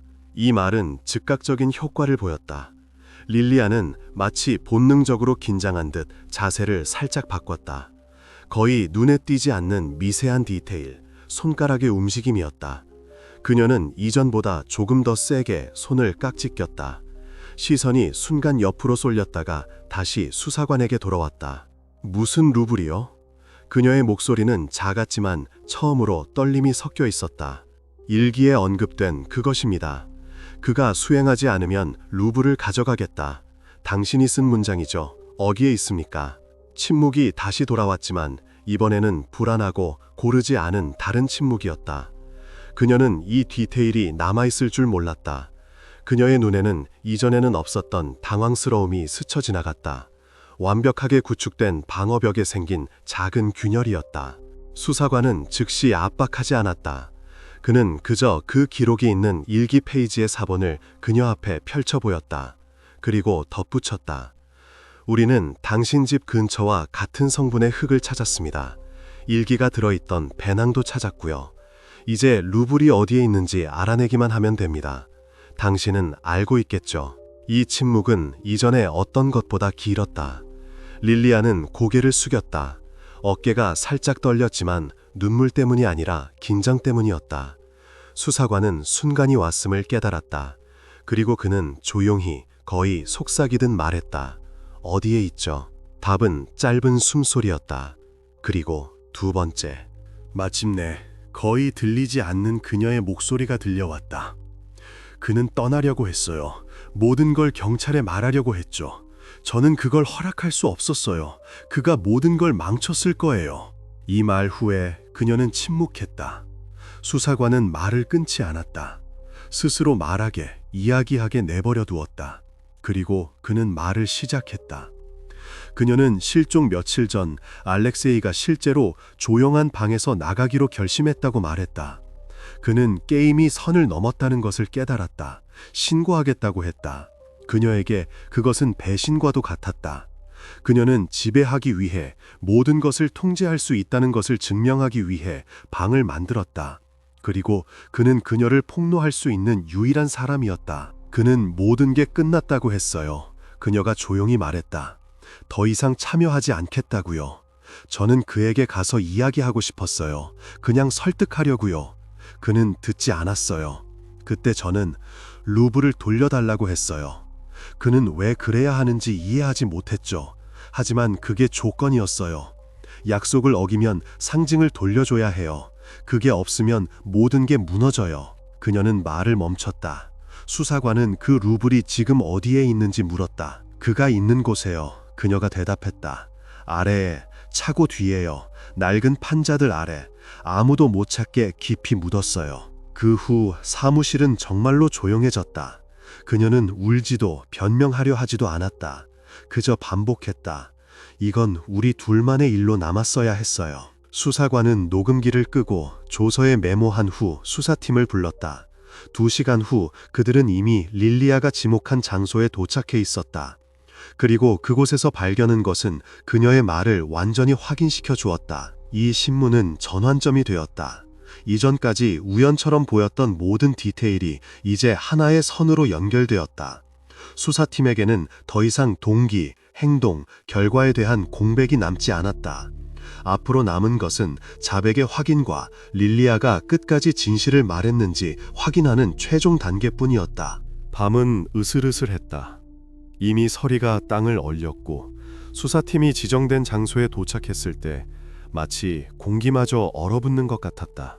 구부러진 울타리와 무성한 쇠기풀 사이, 차구 뒤에는 그녀가 묘사했던 바로 그 불탄 땅이 보였다. 장소는 평범해 보였지만 무언가 잘못된 느낌이 있었다. 너무나 고르게 깔린 쓰레기, 너무나 꼼꼼하게 다져진 흙. 이런 일에 익숙한 사람들은 즉시 그것을 느꼈다. 가장 먼저 눈에 띈 것은 방패처럼 쌓아 올린 낡은 판자들이었다. 흙으로 덮여 있었고 위에는 부서진 벽돌이 놓여 있었다. 마치 누군가 서두르지 않고 하지만 철저하게 흔적을 숨기려 한 것처럼. 공병이 첫 번째 나무 조각을 들어 올리자 그 아래에서 축축함과 흙냄새가 쏟아져 나왔다. 작업은 신속했지만 불필요한 말은 없었다. 여기서는 아무도 질문하지 않았다. 모두가 무엇을 찾고 있는지, 그리고 대화할 시간은 이미 오래전에 지났다는 것을 알고 있었다. 땅은 얼어 있었지만 표면 아래는 푸석했다. 이것은 항상 불길한 신호다. 삽은 진흙층을 미끄러지며 쓰레기와 뒤섞인 흙덩이를 파냈다. 시간은 몇 시간처럼 길게 느껴졌다. 매 새로운 센티미터는 마치 시면 위 좁은 다리를 걷는 것과 같았다. 길이 어디서 끝날지 알 수 없지만 물러설 수는 없었다. 수사관들은 말없이 작업했고 오직 삽의 금속성 소리만이 침묵을 깼다. 그러다 그들 중 한 명이 갑자기 멈췄다. 날이 단단한 무언가에 부딪혔다. 조심스럽게 그 구역을 파헤쳤다. 땅에서 천이 보였다. 새 것은 아니었지만 알아볼 수 있었다. 빽빽하고 회색 바탕에 파란 줄무늬가 있는 천. 그것은 배낭이었다. 릴리아가 묘사했던 바로 그것. 그것을 꺼내 비닐 방수폼 위에 조심스럽게 놓았다. 안에는 신문에서 언급된 것과 같은 물건들이 있었다. 라이터, 금속 펜던트, 종이 조각, 그리고 맨 아래에는 흙으로 덮인 둥근 물체가 있었다.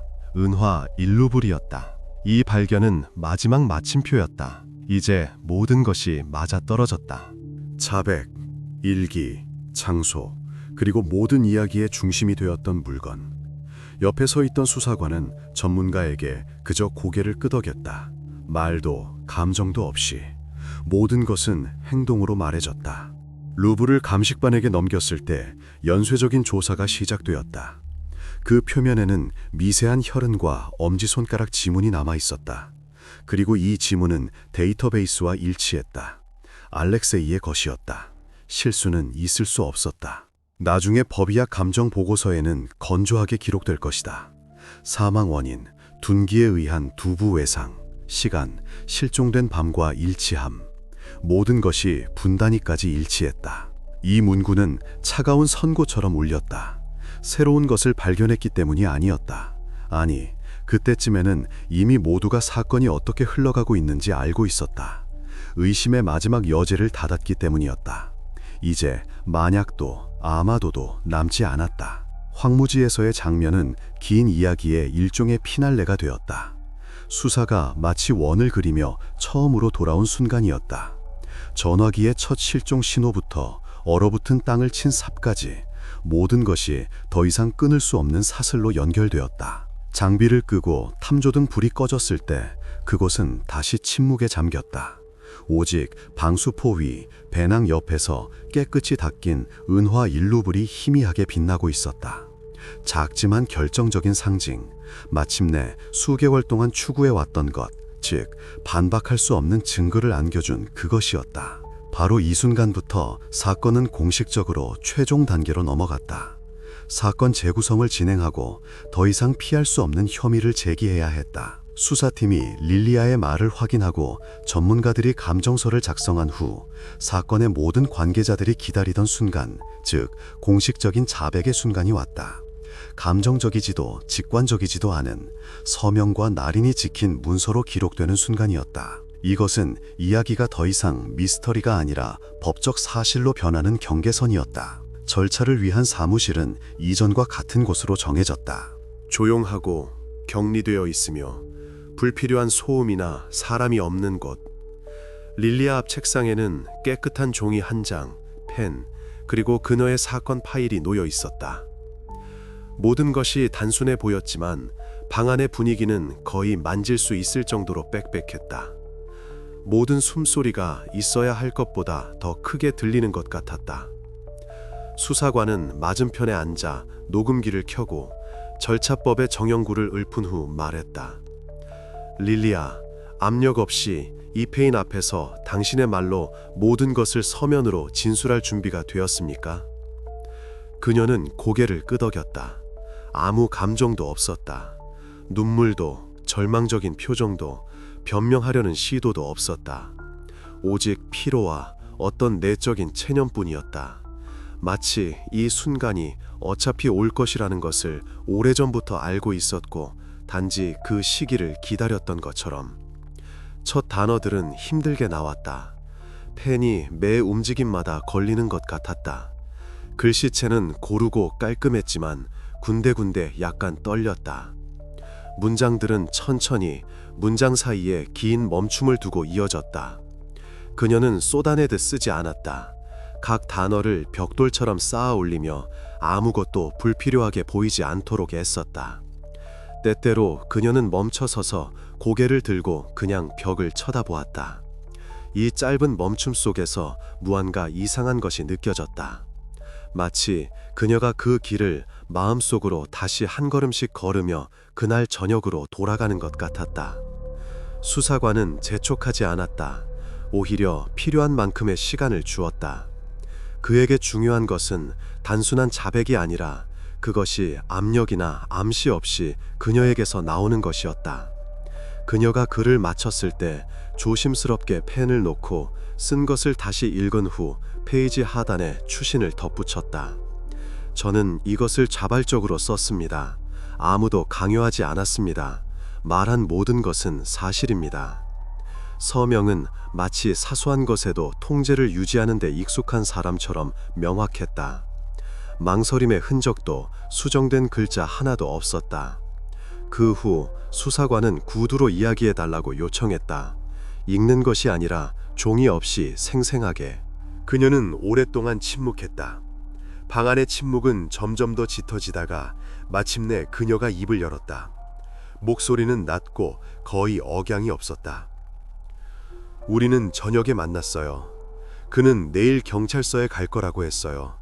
저는 그러지 말라고 부탁했어요. 그는 모든 게 끝났고 더 이상 게임하고 싶지 않다고 했어요. 우리는 다퉜어요. 그는 돌아서서 가려고 했어요. 저는 그의 팔을 잡았고 그는 뿌리쳤고 저는 밀었어요. 세게는 아니었어요. 그냥 멈추게 하고 싶었어요. 그는 미끄러졌어요. 돌 위에 넘어졌어요. 모든 게 순식간에 일어났어요. 저는 무서웠어요. 뭘 해야 할지 몰랐어요. 그녀는 마치 모든 움직임을 기억해내려는 듯 천천히 말했다. 그리고 동시에 너무나 매끄러웠다. 너무나 계산된 듯했다. 그것은 억양에서도 느껴졌다. 이것은 우연에 대한 이야기가 아니라 치밀하게 구상된 버전이었다. 아마도 그녀는 정말로 이것이 자신을 구하는 데 도움이 될 것이라고 믿었을지도 모른다. 아마도 단지 진실보다 조금이라도 부드럽게 들리기를 원했을지도. 수사관은 말을 끊지 않고 들었다. 필요한 모든 것은 이미 사건 파일에 있었다. 일기, 디지털 로그, 배낭의 흔적, 지문, 루블. 그녀의 말은 아무것도 바꾸지 않았지만 법정에서는 큰 의미를 가졌다. 이제 동기를 기록할 수 있었다. 개인적인 갈등, 폭로에 대한 두려움, 통제력 상실. 이야기가 끝난 후 그녀는 고개를 숙이고 관자놀이를 문지르며 조용히 덧붙였다. 이렇게 끝나길 원하지 않았어요. 그냥 모든 게 통제 불능이 됐어요. 이 문구는 변호인에게 핵심이 되었다. 나중에 이것이 모든 것이 우연히 고의 없이 일어났다는 변호의 논거가 될 것이었다. 그들은 릴리아가 냉혈한 조종자가 아니라 절망에 빠져 자제력을 잃은 사람이라는 주장을 펼칠 것이다. 하지만 검찰 측은 다른 그림을 가지고 있었다. 그녀의 모든 대화, 조용한 방의 전체 구조는 충동이 아니라 권력 시스템이었다. 그녀의 모든 행동은 다른 사람을 통제해 두려는 하나의 아이디어를 중심으로 구축되었다. 그리고 이 통제가 무너지자 다른 모든 것도 함께 무너졌다. 그래서 법률가들은 법정에서 문제가 그녀가 그 일을 했는지 여부가 아니라 왜, 그리고 정확히 어떻게 했는지에 대한 것이 될 것이라고 이해했다. 우연인가, 고의인가, 의도하지 않은 밀침인가, 의식적인 행동인가. 릴리아의 자백은 공식적으로 사건 자료에 첨부되었다. 다음 페이지의 수사관은 증언은 압력 없이 자발적으로 얻어졌음, 서명 있음 이라고 기록했다. 그 후 최종 준비가 시작되었다. 사건을 검찰에 송치하고 공소장을 작성하는 것이었다. 그녀를 사무실 밖으로 데리고 나갈 때 릴리아는 문 앞에서 멈췄다. 잠시 돌아보며 책상 위의 서류 더미, 즉 한 권으로 요약된 자신의 삶을 쳐다보았다. 그리고 조용히 말했다. 어차피 아무도 내가 왜 그랬는지 이해하지 못할 거예요. 그것이 문이 그녀 뒤로 닫히기 전 그녀의 마지막 말이었다. 수사는 이것으로 종결되었다. 다음은 법정, 대중, 속기록, 전문가, 정신과 의사들이었다. 실종 미스터리로 시작된 이야기는 이제 모든 문서, 모든 문구, 모든 침묵이 법정 무게를 갖게 되는 사건이 되었다. 그리고 최종 질문은 이미 다르게 울리고 있었다. 누가 유죄인가가 아니라 얼마나 많은 죄를 증명할 수 있는가. 현장 검증은 모든 주요 감정이 완료된 후에야 예정되었다. 공식적으로는 용의자 진술의 신빙성을 확인하기 위해서였다. 비공식적으로는 그녀의 이야기가 즉흥적으로 꾸며낸 것이 아니라 물리적 현실과 일치하는지 확인하기 위해서였다. 아무리 논리적인 자백이라도 사건 현장에 서면 무너지는 경우가 종종 있기 때문이다. 출동은 이른 아침에 이루어졌다. 황무지 위에는 차가운 안개가 자욱했고 발밑의 풀은 서리로 바삭거렸다. 주변은 이전과 같은 차고 기울어진 울타리, 쓰레기와 벽돌 조각들이었다. 하지만 이제 모든 것이 시작된 장소에는 카메라, 전문가, 수사관, 입회인들이 서 있었다. 한때 충동적인 갈등이 일어났던 공간은 모든 사소한 것까지 최대한 정확하게 재현해야 하는 무대로 변했다. 릴리아는 호송대의 호위를 받으며 이송되었다. 그녀는 회색 패딩을 입고 장갑을 끼고 머리는 꽉 묶었다. 그녀는 초연해 보였지만 저항 없이 지시를 따랐다. 수사관이 첫 질문을 던졌다. 정확히 어디서 모든 일이 일어났는지 보여주세요. 그녀는 잠시 주위를 둘러보며 장소와 기억을 맞추려는 듯했다. 그러고는 이전 작업으로 이미 땅이 파헤쳐진 낭떠러지로 천천히 다가갔다. 멈춰서서 아래를 내려다보며 손으로 약간 오른쪽을 가리켰다. 여기요. 그는 등을 보이고 여기 서 있었어요. 저는 이쪽에서 다가왔고요. 우리 사이에는 약 2걸음 정도였어요. 전문가가 좌표를 기록했다. 그 순간 아무도 말하지 않았다. 카메라조차 침묵을 녹화하는 듯했다. 수사관은 도면에 그녀의 위치를 기록하고 신체 접촉 없이 단지 어떻게 했는지 움직임을 반복해달라고 요청했다. 릴리아는 순순히 앞으로 한 걸음 내딛고 손으로 가볍게 미는 동작을 재현했다. 시나리오는 설득력 있어 보였다. 거리, 방향, 높이가 모두 일치했다. 하지만 수사관들이 관심 있었던 것은 다른 것, 즉 꾸며낼 수 없는 디테일이었다. 그들이 물었다. 넘어진 후에 뭘 했나요? 처음엔 서 있었어요. 그러다 가까이 다가갔죠. 그는 움직이지 않았어요. 저는 무서웠어요. 그러고는 집으로 갔어요. 이 마지막 문자는 조용했지만 매우 명확하게 들렸다. 그녀의 말을 확인하거나 반박하기 위해 감식반은 현장을 다시 조사하기 시작했다. 과제는 그녀가 신문에서 말했던 바로 그 돌을 찾는 것이었다. 그녀의 말에 따르면 알렉세이는 바로 그 돌 위에 넘어졌다. 겉보기에는 주변이 모두 똑같아 보였다. 수십 개의 바위, 자갈, 쓰레기. 하지만 전문가들은 무엇을 봐야 할지 알고 있었다. 그리고 20분 후 전문가 중 한 명이 다른 사람들을 불렀다. 그녀가 가리킨 곳에서 1.25m 떨어진 흙더미 아래에서 특징적인 흔적이 있는 크고 평평한 돌을 발견했다. 그 위에는 흙과 이끼로 부분적으로 덮인 갈색 얼룩이 보였다. 첫눈에는 특별할 것이 없었지만 전문가들은 즉시 실험실 확인이 필요하다는 것을 알았다. 돌을 조심스럽게 꺼내 포장하고 감정을 위해 보냈다. 조서를 작성하는 동안 릴리아는 한마디도 하지 않고 꼼짝 않고 서 있었다. 그녀는 발견물을 보지도 시선을 피하지도 않고 마치 이 모든 일에서 분리된 사람처럼 그냥 서 있었다. 수사관은 아주 작은 반응이라도 포착하려 그녀를 유심히 관찰했지만 아무것도 보지 못했다. 놀라움도 두려움도 없었다. 마치 일어나는 모든 일을 미리 알고 있었던 것처럼. 며칠 후 감정 결과가 나왔다. 돌에 묻은 흔적은 생물학적인 것이었다. 조사 결과 그것은 알렉세이의 혈액임이 확인되었다. DNA 프로필을 포함하여 완전히 일치했다.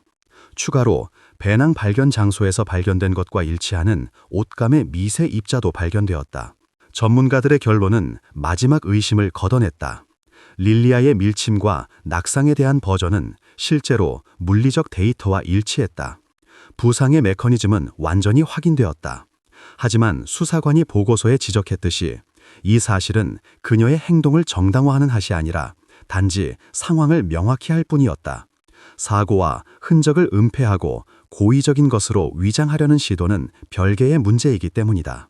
그 후 현장 검증은 공식적으로 성공적으로 인정되었다. 모든 자료, 즉 영상 기록, 조서, 사진 기록, 감정서는 공소장의 기초가 되었다. 바로 이 순간부터 사건은 고전적인 의미의 수사가 아니게 되었다. 실종자 수색으로 시작된 이야기는 이제 법정 절차로 변했다. 앞으로는 마지막, 가장 공개적인 부분, 즉 모든 사실, 모든 증거, 모든 단어가 다시 진실 검증을 거칠 법정에서의 심리가 남아 있었다. 재판은 수사가 끝난 지 8개월 후에 시작되었다. 그동안 사건은 수십 건의 서류, 전문가 감정서, 증언, 분석 자료로 불어났다. 이전에는 개인적인 비극이었던 모든 것이 이제 공개적인 심리의 대상이 되었다. 법정 안에는 카메라, 기자, 지인, 우연히 온 방청객들이 있었다. 그리고 이 무대의 중심에는 릴리아가 있었다. 차분하고 단정하게 옷을 입고 절제된 모습. 그녀는 당황해 보이지 않았지만 자신감도 느껴지지 않았다. 오히려 공허함에 가까웠다. 검사가 먼저 발언을 시작했다. 그의 연설은 과장된 억양 없이 정제되어 있었다. 그는 법원에 사건의 연대기를 상기시키고 동기, 폭로에 대한 두려움, 통제력 유지 욕구를 강조했으며 비극 이후의 행동 순서, 흔적 은폐, 대화 기록 파괴, 네트워크 탈퇴를 지적했다. 이 모든 것이 검찰 측의 견해로는 우연이 아니라 냉정함과 계산을 나타내는 것이었다. 반면 변호인은 감정적인 대조를 통해 방어선을 구축했다. 그는 신경쇠약, 상황의 압박, 통제 불능이 된 개인적인 갈등에 대해 이야기했다. 사건 자체가 고의적인 성격을 띠지 않았음을 강조했다. 릴리아는 계획하지도 준비하지도 원하지도 않았으며 단지 자제력을 잃었을 뿐이라고 했다. 그의 말은 부드럽고 인간적으로 들렸지만 사실에 근거한 뒷받침이 부족했다. 증인들이 법정에 들어서자 분위기는 눈에 띄게 변했다. 가장 먼저 그 조용한 방의 참가자였던 키릴이 증언했다. 그는 릴리아 쪽을 보지 않고 조용히 말했다. 말이나 채팅에서 그녀의 계정 이름은 항상 리더처럼 행동했고 조종하고 다른 사람들을 이끌었으며 교묘하게 행동을 유도했다고 증언했다. 그들의 게임이 무해해 보였지만 누가 남고 누가 제외될지를 결정한 것은 바로 그녀였다고 했다. 그 다음에는 또 다른 참가자인 알리나가 증언했다. 그녀는 알렉세이가 실종되기 일주일 전 릴리아가 개인 메시지로 그가 모든 것을 망칠 거야. 난 그렇게 두지 않을 거야. 라고 썼다고 말했다. 판사가 스크린샷을 낭독해 달라고 요청했고 그 문장들은 법정 안에서 특별한 무게감을 가지고 묵직하게 울려 퍼졌다. 그 후 변호인 측의 주장은 점점 더 약해졌다. 어느 순간 검사는 심리 감정서 낭독을 요청했다. 거기에는 수사 과정에서 익숙했던 단어들, 즉 통제에 대한 과도한 욕구, 감정적 냉담함, 권력에 대한 보상적 갈망이 등장했다. 이 표현들은 판사가 최종 문서를 손에 들기도 전에 이미 선고처럼 들렸다. 그리고 몇 시간의 재판 끝에 판사는 릴리아에게 최후 변론권을 제안했다. 그것은 그녀의 기회였다. 인간적인 무언가, 즉 뉘우침, 설명, 의심을 남길 단 한마디라도 할 수 있는 유일한 순간이었다. 그녀는 일어서서 판사를 그리고 검사를 마지막으로 방청석을 보았다. 침묵했다. 몇 초가 흐르자 그녀가 말하지 않을 것이라는 것이 분명해졌다. 판사가 다시 물었다. 그녀는 고개를 저으며 조용히 말했다. 아니요. 그 순간 법정은 거의 귀가 울릴 정도로 조용해졌다. 그녀의 침묵은 어떤 연설보다 더 크게 울렸다. 그것은 그녀의 모습에 대한 마지막 붓질이 되었다. 폐쇄적이고 차갑고 꿰뚫어 볼 수 없는, 마치 그녀가 할 수 있는 모든 말은 이미 오래전에 수사팀에게 한 것 같았다. 법원은 평일을 위해 퇴정했다. 30분의 기다림은 영원처럼 느껴졌다. 그러다 문이 열렸다. 판사가 돌아와 앉아 서류를 펼치고 안경을 고쳐 쓴 후 낭독을 시작했다. 모든 것이 절차에 따라 엄격하게 진행되었다. 확립되고 증명되고 확인되었다. 법원은 자백을 고려했지만 흔적 은폐, 초기 단계의 허위 진술, 뉘우침의 부재를 지적했다. 이 항목들은 가중처벌 사유가 되었다. 형법 제111조 제4항에 따라 유죄를 인정한다. 판사가 말했다. 일반 교도소에서 복역하는 징역 9년을 선고한다. 법정 안에서는 아무도 움직이지 않았다. 그녀는 차분하게 서서 눈도 깜빡이지 않고 들었다. 판사가 말을 마치자 호송관이 다가와 나가자고 했다. 릴리아는 돌아서서 잠시 법정을 바라보았다. 두려움도 후회도 없이 그저 공허함을 향한 시선이었다. 그리고 출구로 걸어갔다. 이렇게 재판 단계가 끝났다. 조용한 방의 이야기는 법적인 마침표를 찍었다. 하지만 판결에도 불구하고 풀리지 않은 동기, 차가운 침묵, 그리고 일어나는 모든 것이 단지 자신의 게임의 연장선일 뿐이라는 릴리아의 이상한 확신과 같은 그림자들이 남았다. 그리고 아마도 이 모든 이야기에서 가장 불안한 것은 바로 이것이었다. 패배했음에도 불구하고 그녀는 여전히 자신이 스스로 만들어낸 역할에 머물러 있는 것처럼 보였다. 재판 후 도시는 한동안 침묵하는 듯했다. 몇 달간의 토론, 추측, 수사, 모든 것이 한순간에 끝났지만 그 후에 찾아온 침묵은 안도감을 가져다 주지 않았다. 그것은 끈적하고 불안했으며 마치 공중에 못다한 말이 남은 듯했다. 사람들은 오랫동안 릴리아와 알렉세이의 이름을 입에 올리기를 피했다. 마치 그 이름을 말하면 이야기가 다시 살아날까 두려워하는 것 같았다. 조용한 방에 참여했던 사람들은 평범한 삶으로 돌아가려 애썼다. 키릴은 다른 도시로 떠나 대학에 입학하고 교우 관계를 완전히 바꿨다. 그는 단 한 번의 인터뷰에서 그냥 잊고 싶었어요. 모든 게 어리석었지만 이제는 너무 늦었죠. 라고 짧게 말했다. 그 후 그는 대중의 시야에서 사라졌다. 반면 알리나는 도시에 남았다. 그녀는 오랫동안 기자들과 접촉하지 않았지만 1년 후 네트워크 심리적 안전에 관한 한 포럼에 나타났다. 그곳에서 그녀는 처음으로 게임이 사실 단순한 오락이 아니었다고 털어놓았다. 그것은 릴리아가 다른 사람들의 감정을 교묘하게 조종하는 우정으로 위장된 압박 시스템이었다. 수사팀에게 이 사람들은 증인이었지만 사회에는 경고가 되었다. 그들의 이름은 이제 채팅 참가자가 아닌 살아있는 경고로 언급되었다. 그들은 더 이상 남의 이야기 속 인물로 인식되지 않았다. 그들 각자는 심리학자들이 나중에 네트워크 영향력의 나선 현상이라고 부르게 될 현상의 일부가 되었다. 가상관계가 점차 현실을 밀어내고 진정한 관계를 친밀감의 환상으로 대체하는 현상 말이다. 도시에서는 교육자, 심리학자, IT 전문가들과 몇 차례 회의가 열렸다. 이 회의에서는 유사한 상황을 피하는 방법, 누군가 영향력 아래 놓인 것을 제때 알아차리는 방법을 논의했다. 학교 게시판에는 상담 전화번호가 적힌 공지가 붙었고, 지역 행정부는 디지털 의존성과 인터넷 심리 조작에 관한 강연 시리즈를 주문했다. 지역 언론은 이 이야기에 대한 특집 보도 시리즈를 내보냈다. 처음에는 선정적이고 자극적인 제목으로, 나중에는 더 깊이 있는 내용으로. 정차 기사의 톤이 충격에서 분석으로 바뀌었다. 신문들은 스캔들이 아닌 원인에 대해 쓰기 시작했다. 왜 이 이야기가 가능했는가? 왜 아무도 모든 것이 비극으로 치닫는 것을 알아차리지 못했는가? 대학에서는 사회학자들이 릴리아 사건을 사이버 심리학 강의의 예시로 사용했다.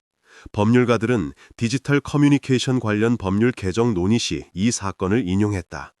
처음으로 법원이 가상활동이 단순한 소통이 아니라 그 모든 결과를 동반하는 실질적인 영향력이 형성될 수 있는 공간임을 인정했기 때문이다. 판결 2년 후 해당 지역에서는 청소년을 위한 디지털 위험 예방 지역 프로그램을 채택했다. 그 기초는 수사 결과에서 도출된 결론으로 구성되었다. 여기에는 익명 커뮤니티 모니터링, 온라인 그룹과 함께하는 학교 심리학자 활동, 미디어 리터러시 의무 교육 과정 등의 항목이 포함되었다. 알렉세이의 가족은 인터뷰를 거절했지만 그의 이름을 딴 기념재단 설립에는 동의했다. 재단은 교육 프로젝트를 진행하고 인터넷 중독과 네트워크 심리적 압박에 직면한 사람들을 도왔다. 처음에는 작은 자원봉사단체였지만 나중에는 모스크바와 상트페테르부르크의 전문가들이 합류했다. 점차 개인적인 드라마로 시작된 사건은 이제 아기거리뿐 아니라 채팅, 익명의 대화, 겉보기에는 무해한 대화 속에서도 존재할 수 있다는 새로운 이해를 구축하는 중심점이 되었다. 그리고 때로는 가장 위험한 사람들이 바로 화면 뒤에서 설득력 있게 행동하는 사람들이라는 것을 릴리아는 교도소에서 복역 중이다. 공식 자료에 따르면 그녀는 조용히 지내며 규율을 위반하지 않는다. 가끔 편지를 쓴다.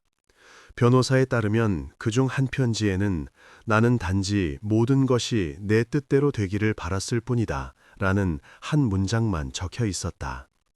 이렇게 실종으로 시작되어 대규모 수사로 변모하고 전체 시스템을 바꾼 사건은 끝이 났다. 수사는 종결되었고 재판은 열렸으며 조선은 닫혔다. 하지만 이 이야기의 여운은 오늘날까지도 살아있다. 왜냐하면 그 안에는 단순한 범죄만 있었던 것이 아니기 때문이다. 그 안에는 거울이 있었다. 그리고 한 번이라도 그 거울을 들여다본 사람은 더 이상 이전의 자신을 볼 수 없었다.